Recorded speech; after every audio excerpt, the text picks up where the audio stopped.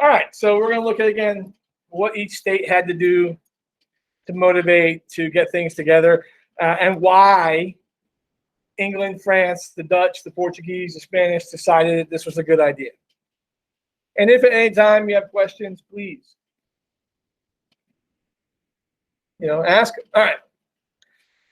So, again, look, a slightly better map of the world. Look at how big Alaska is on that map. All right. I'm guessing they didn't get inland very much.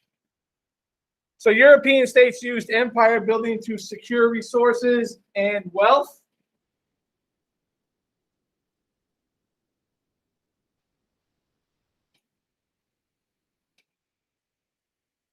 Probably, Ben, not a bad idea. So it's pretty close to being connected.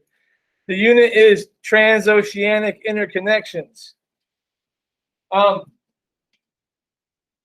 Securing resources, and I don't know if we spoke of it yet, but I'm sure we will. It's this whole concept of mercantilism.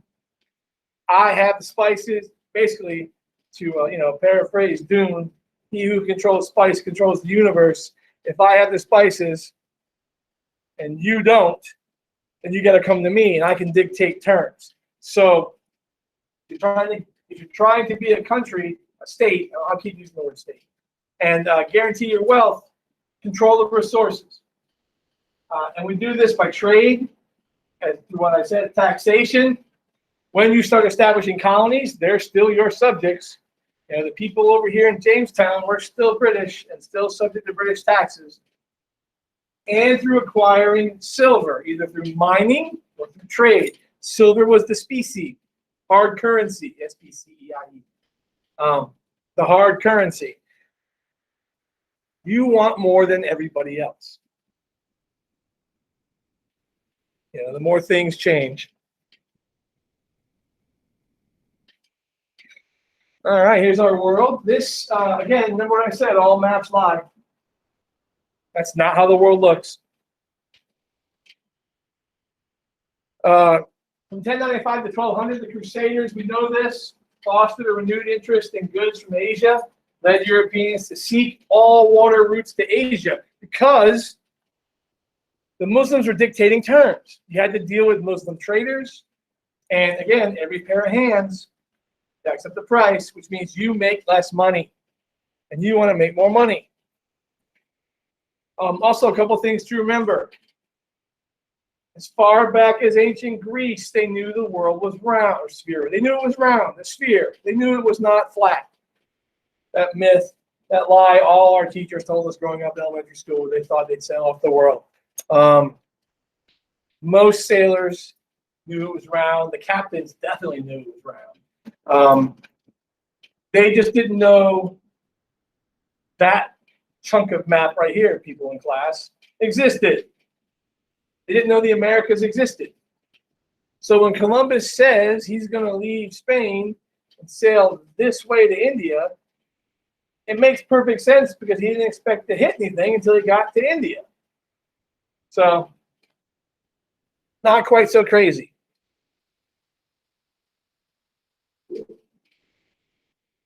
And again, this was, remember, talking about perspective and context, this was the world known to Europeans and to Muslims pre-exploration. This is the world. That's what they know. There's your sand route. There's your Silk Road. There's your Indian Ocean trading network. There's Europe. There's a really snowy Russia, which explains their wars with Sweden. The other important thing to know is this. That's where you see the word Arab control is under Arab control.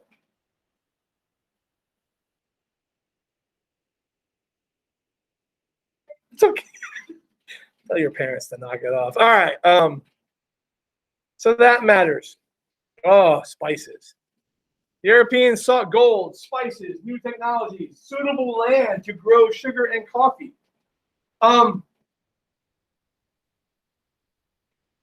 Also, when taking notes, if you know it, don't write it again.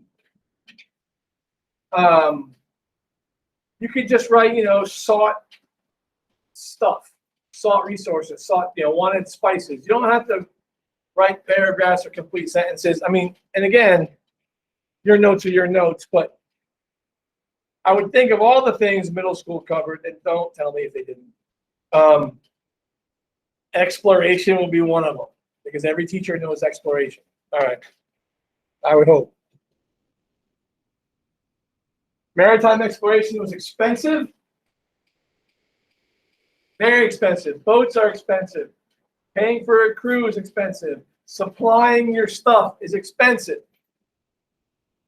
You can either get state funding, or we could all go in together, the four of us. We could pool our resources. There's 3 students and myself here. So the 4 of us could do that. Then the risk, now if I'm splitting the cost to go into business, that means I'm also splitting the profit. So if I was wealthy and I could buy and outfit my own ship, everything I bring back, mine. If I split it up, then I only get to bring, only a quarter of it is mine. But I'm only out a quarter of the money if the boat sinks. So the loss, you mitigate your losses by going into a co-op here, a joint stock company, which is what this is going to end up being. That's what stocks are anyway. Exploration motivated by long rivalries among states. Yes. Spain cannot have more land than me. No. So these geopolitical rivalries motivate groups to explore, mainly Spain, France, and England. Also note that Germany does not exist yet. Italy does not exist yet. Okay, this map. Oh, look, there's England. That's Normandy. That's where the Normans come from. The whole Norman invasion. So for a while, England had part of France. This used to be controlled by Spain, but we'll get to that. So it's about control. This is about 1500. This map. Oh, look, Khanates. The Tatars. Ah, so nice. I love maps. Oh, no, not that one. This one. All right. Europeans believed it was their duty to spread Christianity. And wait, did we already do this? We did already do this.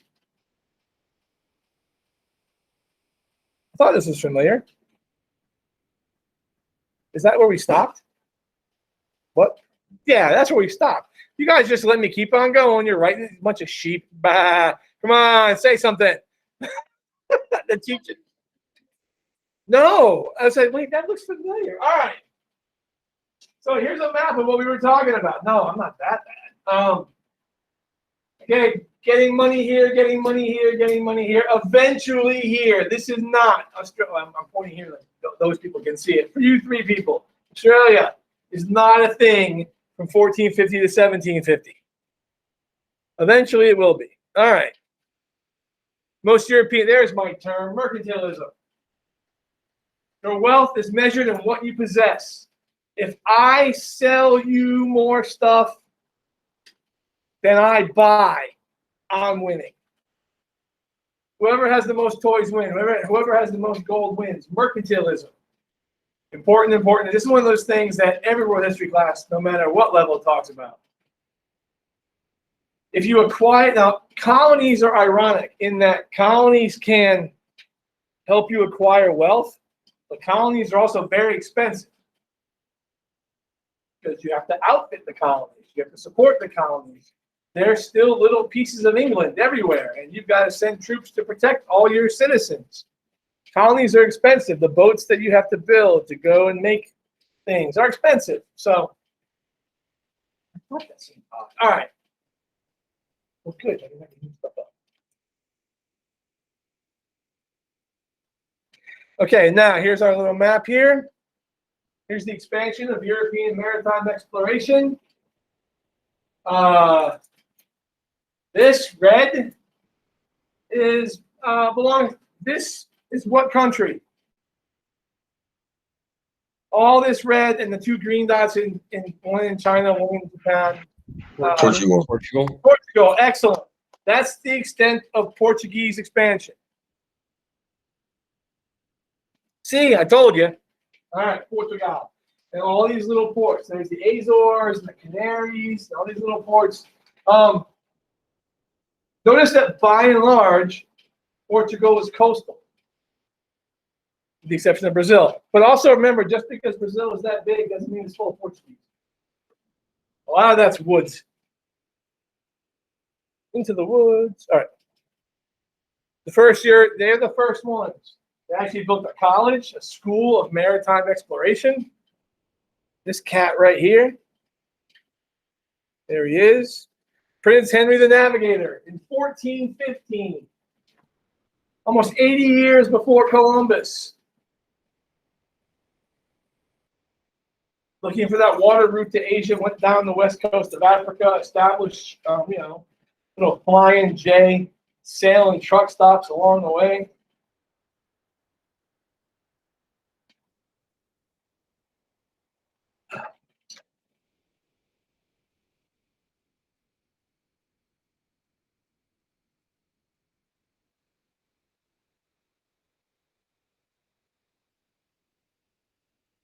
And again, this just shows you more that goes south. Let's see, maybe Chow. Portuguese is slightly different. And again, because I know some of you were thinking it, Prince Henry the Navigator, probably an important name to know. These people, probably not. What's important to know is that Portugal was first. Again, where did they go? Why did they do it? And what is the outcome? Okay? So don't get bogged down in specific dates or peoples. I mean, they're all here. The notes are available. So if you feel so inclined, you're welcome to that. But remember, it's how and why. Portuguese established forts along Africa's west coast, trading gold and slaves. That might be important to know.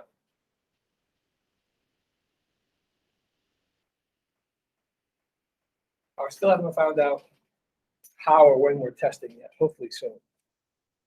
All right. Our next slide. Bartholomew Diaz rounded the southern tip of, he rounded the Cape of Good Hope. So Bartholomew Diaz made it to the other side of Africa, 1488.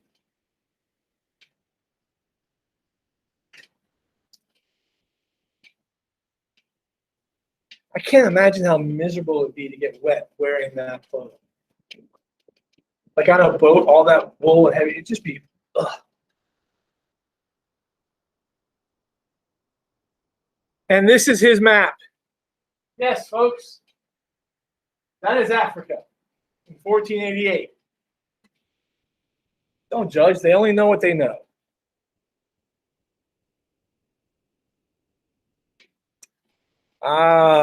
The Gama? Yes. Oh, it's my phone. Vasco da Gama reached India and returned with a cargo equaling 60 times the cost of the expedition. Why explore? Why risk it if you're in Portugal? Because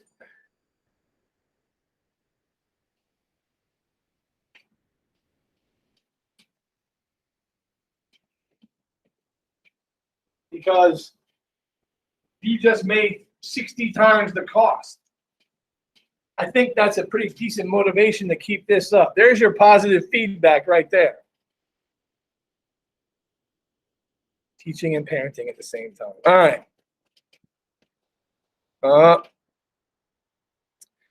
Pedro Cabral accidentally, see, I like that. I don't think he accidentally discovered it. I mean, he definitely ran into it. It ends up becoming Brazil. This is why Brazil, I believe, Brazil is one of only 2 non-Spanish speaking countries in South America, native or official language. Anybody know the other one? Either Suriname or Guyana or Guinea. I don't know how to say it. And then also French Guyana or Guinea speaks French. French Guiana, yes. Suriname's in Africa. All right. Again, here's a modern. Suriname is in the north part of South America. It's right next to French Guinea or Guyana. All right. I'm thinking Sierra Leone. My bad. Also French speaking.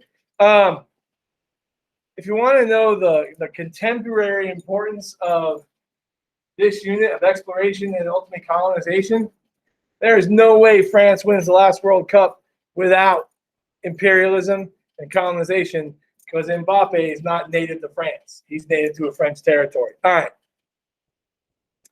Now, here shows you some more of their sailing. Here go the Ottomans. The Portuguese weakened the monopoly of Venice, Genoa, and the Muslims because they avoided them. Again, you're Portugal and you're a small country. You're trying to maximize your success, or you're trying to, keep up with the Joneses. The best way to avoid that is to skip them altogether, and that's what they do. By figuring out how to get around Africa, apparently that cost and that risk was still more cost effective than having to deal with Venice or Genoa or the Ottomans or the Mamluks and going across the Silk Road. So, yeah. But again, problem solving, and now you're looking at a change over time. How do things progress? And why, again, you're looking for reasons as to why the Ottomans eventually become known as the sick old man of Europe. Well, their revenue stream is about to be severely threatened.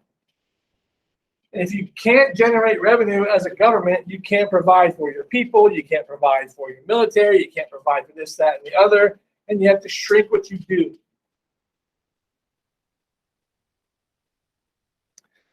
If we take this trade away from them, the Muslims, Cairo and Mecca will be entirely ruined, and Venice will receive no spices unless her merchants go to buy them in Portugal. Again, as Mr. Albuquerque says, the funds of the Albuquerque. Well, that's how we pronounce it. I'm sure that's not how it's pronounced in Portuguese. We can do this and utterly ruin our competitors.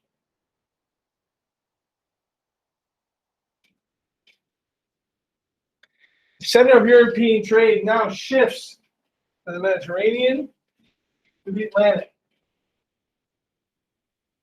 And Lisbon is going to prosper at this time. So the whole focus of the world is now shifting west.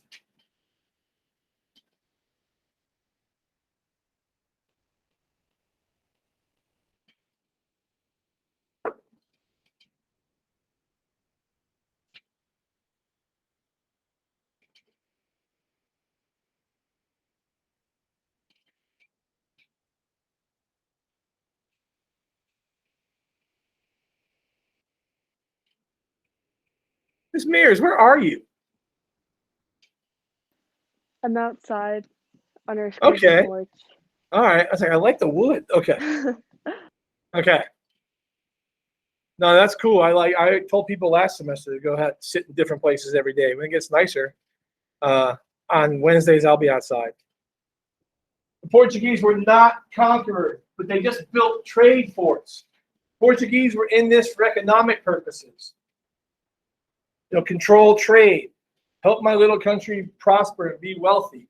The Dutch are beasts at this. And you'll see that shortly. The Dutch were money-making business. They were awesome. at this. The other countries, Spain first, and France to a lesser extent in the Americas. France gets all excited with Asia later. 15, oh, there's Albuquerque again. He defeated the Arab merchants and established the fort of Malacca. The Malacca Straits are in what is now roughly Indonesia. And and defeating the Muslims there. Again, if you can control straits, narrow ports of water, you can pay people to go through. Now it's a toll, or you can protect your trade. And by defeating the Muslims, that's one less place they can do business, and that helps your trade or other people's trades as well. In the Malacca Straits. Again, it's funny, you see the bulk of our discussion, discourse, and information in this class has dealt with. Yes? Go ahead. Is that guy Portuguese? Yes. Okay, thanks. It's dealt with Asia to roughly Saudi Arabia. And that's where almost all of the history we've discussed has taken place, not discounting Africa and the Americas. And now we're starting to see this shift of. Thank you, Ben. Now we're starting to see the shift that Western Europe is going to benefit from all those millennia of advancement and technology and progress, and then they're going to run with it. It also doesn't hurt that the entire west coast of Europe is coastline, and it's open ocean, and you don't have to deal with neighboring countries or straits or things of that sort. That's just a nice quote. All right. Yep, we talked about that. The trading post empire, strategically located to control trade, whether it be through tax, tariffs, or just stopping in to either buy the goods they have, or if you're a refueling station, for lack of a better term, then they can set the cost to refuel. It's pretty smart. But again, ultimately, what does in Portugal?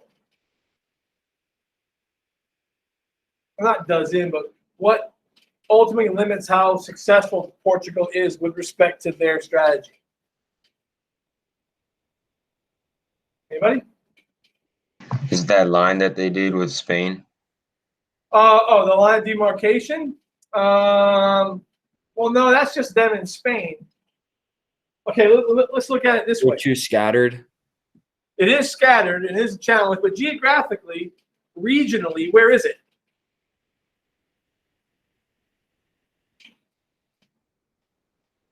Or more importantly, where is it not? In like the center of like the world, it's only on like coastal areas. Okay, it's only coastal. 3 minutes ago, where did I say the world was going? It's West. not in the Atlantic. It's going west, and they're not. And so ultimately, they're going to get, as long as all these countries are trying to get to India, then yes, it is a good day to be Portuguese. Eventually, we're going to figure out, well, England, France, and Spain are going to figure out that there are things here. Sorry. Anyway, that in the Americas, there are resources they can use and that they can trade. And then they can, so eventually going west is going to mark the death knell of Portugal. Plus, Portugal is a small country. Plus, yes, that's a very, very, very spread out bunch of stuff and very expensive to maintain. So you're going to need the revenue that you're going to be losing by England and Spain and France going west. Okay. Trading ports helped the Portuguese establish a monopoly on trade in the Indian Ocean. They had to buy permits to sell in the Indian Ocean trade route. So getting Malacca was essential to them controlling trade, because not yet any permit to do business you get through them, not through the natives, through the Portuguese. And that fee, I'm sure, is, a hefty one. Again, don't do word for word. And also another important or neat sort of trick to consider is coming up with your own shorthand for note taking. I almost wrote the board with a shark. So like the first time you write Indian Ocean, and then after that you do IO, that's Indian Ocean, or PO. I mean, just figure out ways to shorten your. Just make sure you know what the key is, and don't do that on a test. Despite early successes, Portuguese control of Indian Ocean was vulnerable, and as you guys said about their size, and as I said about other things, it's a small country. They face competition from not necessarily geographically larger countries, but larger in population and larger in economic strength.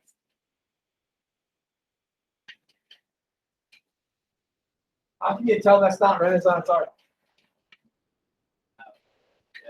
Yeah, no perspective. Yep, good. Oh, here's the guy. Columbus, who was Italian, used maps from the ancient Greeks. Again, they knew it. So he used, and this goes back to the Renaissance as well, he used ancient Greek maps. And from a map almost 2,000 years, not older than that, over 2,000 years old, he's able to discern that it'd be quicker to go west to get east. And so that's what he does. Now, he doesn't sail for Genoa. He doesn't represent Genoa. He represents Spain, which you all know. And yes, Ptolemy he estimated the circumference. He was off a bit, but still, that's not important. That's just a cool thing to know. That's not essential notes, other than if you use Ptolemy's map. By the way, you don't pronounce the P. If you use Ptolemy's map, then when you try to calculate your time, 9,000 miles is really going to alter your time. To travel that far. So that probably played a part in why it took so long and why they almost mutinied, and why they were running out of food, because their calculations were based on inaccurate data. Imagine that. In 1485, he asked King Ferdinand and Queen Isabella, a newly formed state in Spain, to fund his expedition. And again, the Spanish were all about making a model Catholic state. So why not? We'll fund this, and you guys can spread Catholicism and bring us back gold and all sorts of stuff, and get us the spices. They don't know they're going to hit that stuff yet. Get us the spices, and then we can tell the Portuguese to ha ha ha, and the English and the French to ha ha, especially the English to ha ha ha. All right. 1492, a fully funded voyage, again, to compete with Portugal. Now, why Portugal and Spain were never one country, I don't know. I don't know if at one point they were. I don't know what it is about it. I find it interesting that two places so close together. Yeah, but was the language always there? Like my curious, like how do languages evolve in certain ways? So I'm just kind of curious as to how that happened. Oh, language development. Thank you. Language development is an AP Hug concept. How countries and nations are formed is another one.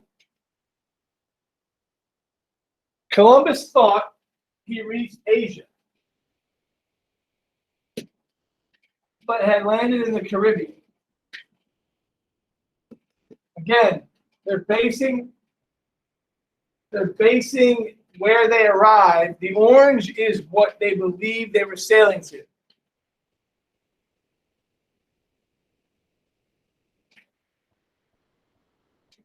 A new world. It is new to them because they did not know it existed. This term, to me, is not charged or irresponsible if you use it from the standpoint that to them it was new. It was a world with which they were not familiar. And that's how you need to approach this. The old world was the world that they knew. New world is the part of the world that they did not. So it's new. You know, if secondhand clothing is new to somebody,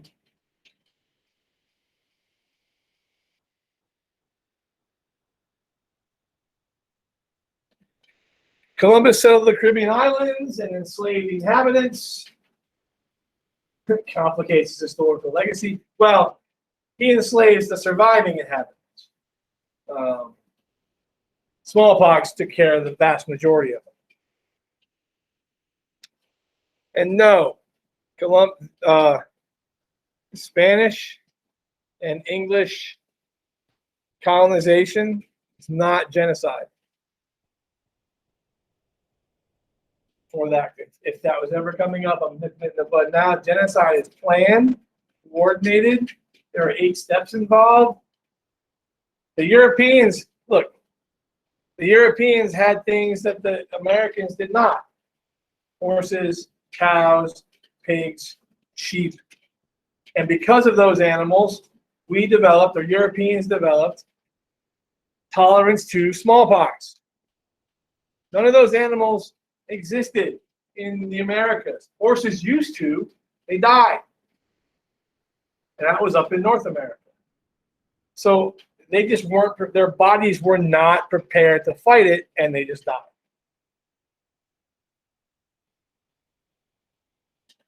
Whatever. Quotes you can read on your own. Goodness gracious. All right. Columbus's 4 voyages propelled Spain to the forefront of European exploration conquest. 4 times he went. All the way to Central America, to Venezuela, what is now Venezuela, Caracas, Puerto, Jamaica, San Domingo. So that's where he went. So close to getting to Florida. Don't worry, the Spanish will get there. So again, 4 voyages, Spain in the forefront. Amerigo Vespucci, sponsored by Spain as well, mapped and described the New World. Americas are named after him. Amerigo Vespucci, that definitely sounds Italian. Amerigo Vespucci. There he is. And there's Native Americans. I don't know who made this woodcut, but there you go.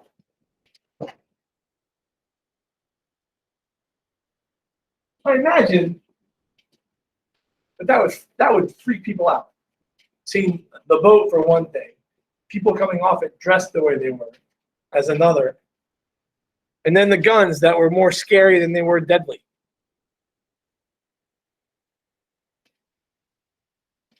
Oh, yay, cannibalism. Oh, nice to point that out. Okay. All right. Blah, blah, blah. There. Yes, thundersticks. And the barrels were not grooved, so there's no rifling yet, so the ball came out like a knuckleball. But it was smoke and belching and loud. Okay. If you know Latin or not. Ferdinand Magellan, also sponsored by Spain. First voyage to circumnavigate the globe. No, he did not make it. His boats did. He did not. That stinks. What are you doing? Your phone in your lap. Okay, just checking. Good. All right. Magellan sailed around South America. He died in the Philippines. Way over here.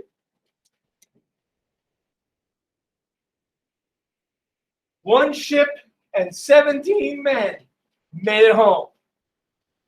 But they made it around the world. Woohoo!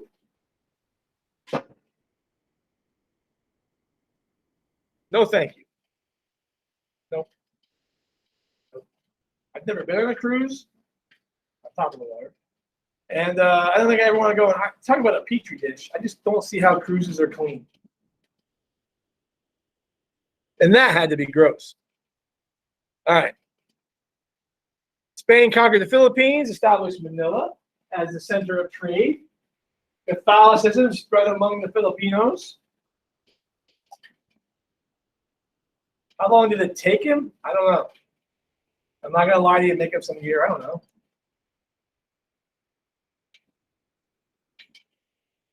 A long time. Thank you. That's a technical term. A long time. I don't know. Look it up. You have all that technology at your fingertips. All right. Literally. Portugal and Spain dominate the early years of exploration. And we're going to get to that line that was spoken of earlier, the Treaty of Tordesillas. Basically says, the Pope goes, Spain, you can have this half of the globe. Portugal, you can have this half of the globe. Or vice versa. All right. Do not worry about trade routes. Just notice it is coastal and it is parts of the world they hadn't been to. Wait, 4 months then or 4 months now?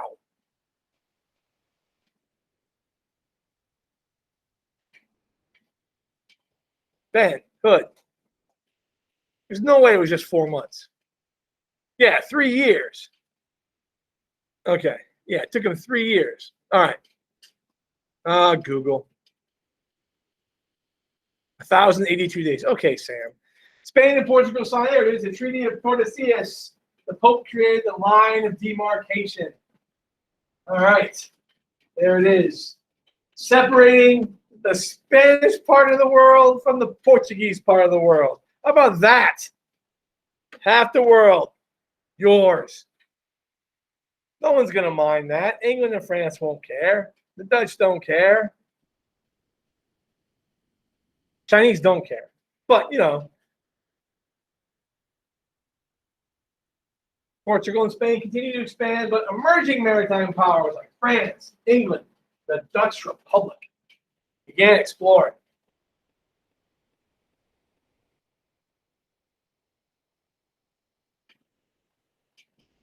And then you see their influence. The green would be France, orange is Spanish, the red is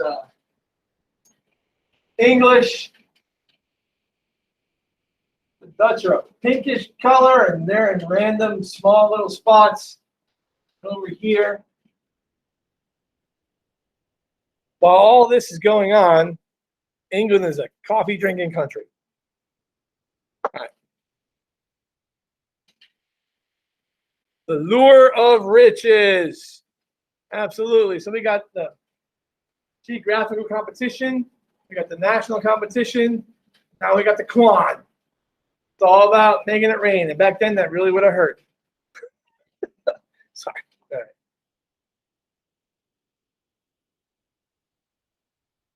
Portugal saw intense competition for power in the Indian Ocean. The Dutch took Malacca, and the English began focusing on India.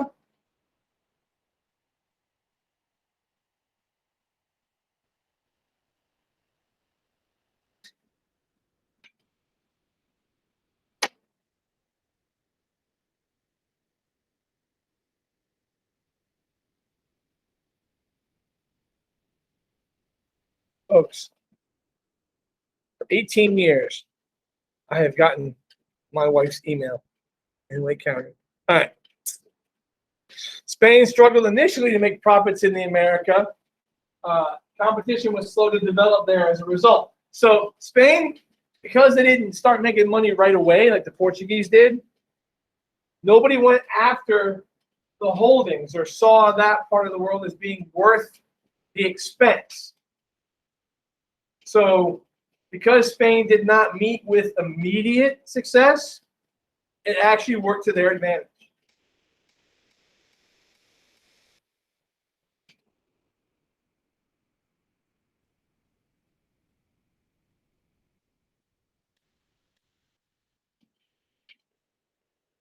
Where are we? Is that the Aztec capital? Yep, that's not Tenochtitlan. Yes, it's the Aztecs. Spanish wealth exploded when they began exploiting wealth. That's a good word. Of Aztec and Inca empires. There you go. Once they find the wealth, all bets are off. Now it's a race. So do you go after Spain, or do you find another area to explore? It's one thing to go after Portugal. It's another thing in the 1500s to go after Spain.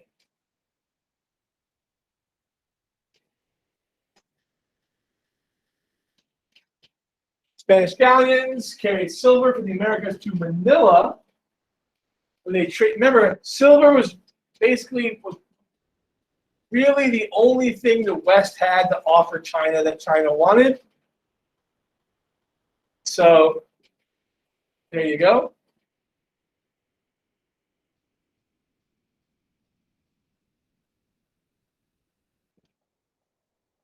See something here. I wish I could see it.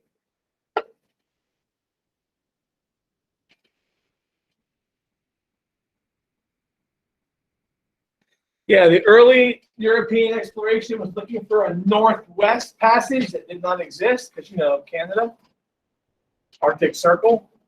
They could never find it, so they found, Hudson Bay, or no, I'm sorry. Yeah. And then, St. Lawrence River and Canada and, Ottawa and Toronto and those places eventually. I'll bet you this is going to be John Cabot. Oh, no, Jacques Cartier. Samuel de Champlain explored modern-day Canada, seeking Northwest Passage. Lake Champlain is near Montreal. Jacques Cartier, oh, there it is. See? I've been to Quebec, and I've been to Montreal. We went, my freshman year in high school, the French class drove a bus to Canada. Woohoo! It's actually pretty cool.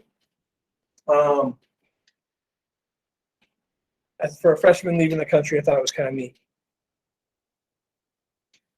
And then here we are. This is by 1750. We're getting a little ahead of ourselves here. French controlled, English controlled, and then dual plot war controlled. The Dutch are no longer here, but they used to be.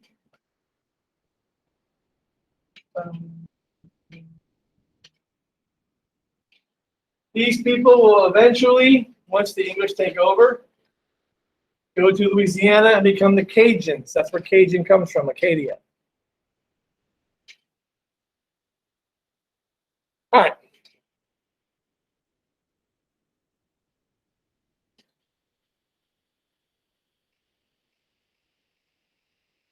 Yep, I know that. Yeah, Quebec is on a hill, so you can overlook the river. Fort Richelieu, named for King Louis' regent. Chambly, Frontenac. Fort Frontenac will eventually become the Chateau Frontenac, which is a beautiful hotel in Quebec.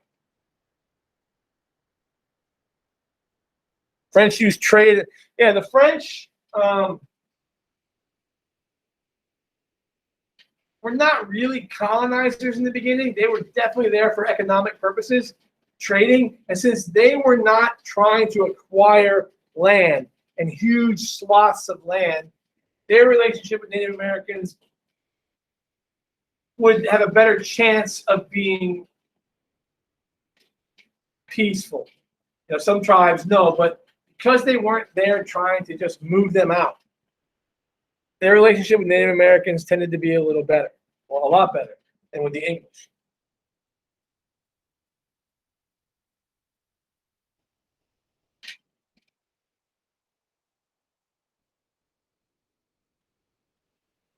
French also, a very Catholic country. There were Huguenots, and by now the Huguenots are tolerated, for lack of a better word. They're not being persecuted anymore, well, legally. But again, a very Catholic country until we get to the Enlightenment. Missionaries, there's a show on Barkskins, which deals with some early colonists, some early, I've never seen a show that deals with colonial life or early colonial life from a French perspective. So it's kind of why I watched it. All right.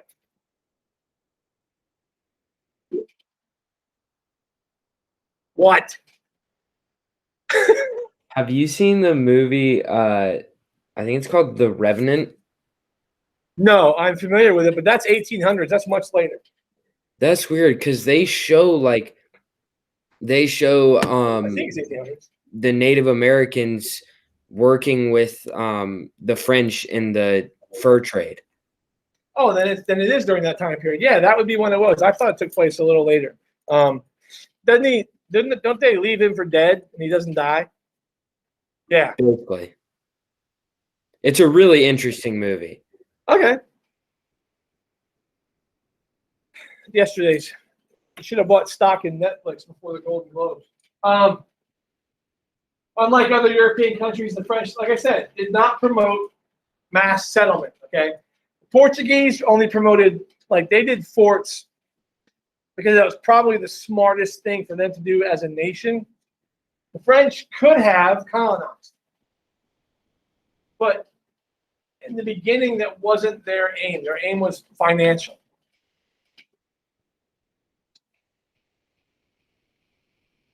Almost done for today. And as I said before, Louisiana was founded by Robert de La Salle, hoping to stop, again, trying to stop the Spanish coming this way. Go down there, settle there, bring the Acadians down, they'll settle there as well. Try and stop Spanish moving east. The English settle here, they try and stop the Spanish from moving north of Florida. Because Spain, well, by 1682, Spain's on its downward spiral, but still. John Cabot, an Italian, explored the northeast coast of North America for England. But England in 1497 was not in a position to challenge Spain. So it was more of an expeditionary mission. There's Ponce de Leon looking for the Fountain of Youth, Columbus, Cortez, taking care of the Incas. Again, imagine how life changes if the Vikings had writing. Like, imagine how the trajectory of the history of the world changes if the Norse people had left behind written information when they came over here hundreds of years prior. All right. We'll pick up with England tomorrow.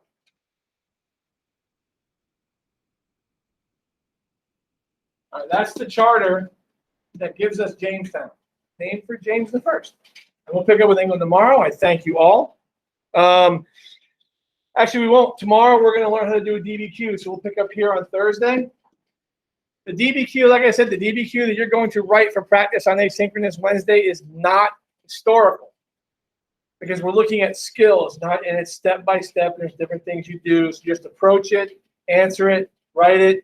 I think you'll enjoy it. I say that because it's. I don't think you're going to expect what I'm giving you. Yeah. So that's it. If you have any questions, let me know. If it's stuff on the bottom, if you have any questions, shove them on the Jamboard. There is a slide for transoceanic interconnections.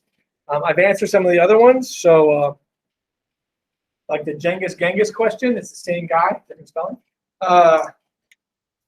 And if there are no questions, then we'll pick it up tomorrow with how to DBQ, and then Thursday we'll return to England and to, the birth of America. What, Ben?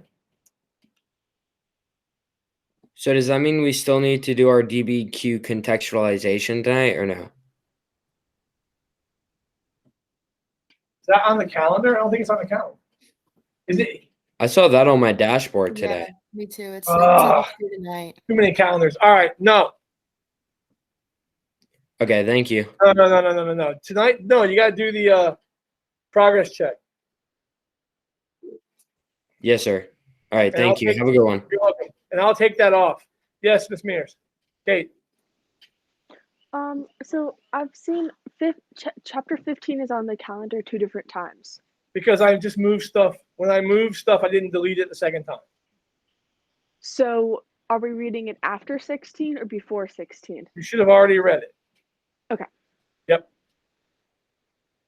It's just reading. There's plenty of time. What else? That's why I hate 2 calendars. Did you see my question, Mr. Story, in the chat? I will look right now.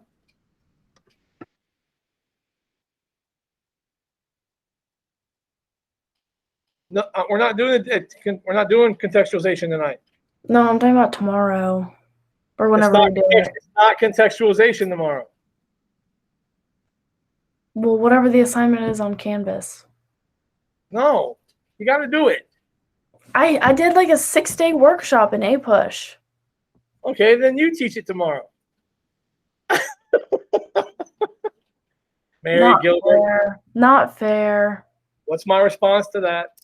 Life's not fair. All right, I'll see ya. Bye, Mr. All right. Story. Bye-bye. Because if life was fair, you'd have less. All right. Anybody else? Okay. I'm going to shut me down.